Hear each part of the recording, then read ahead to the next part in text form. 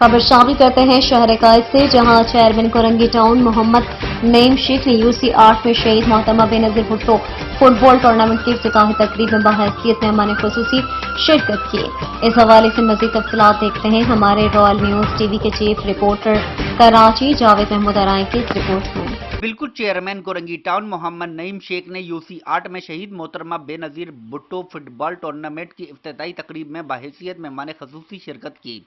इस मौके पर vice chairman UC8 Umar Farooq, people's youth PS95 के सदर Waqar Lodhi, chairman UC11 Ibrahim Haidari, town Rafiq Hussain, focal person UC2 Irfan Ghani, councillor UC8 Mohammed Ismail व दीगर भी मौजूद थे।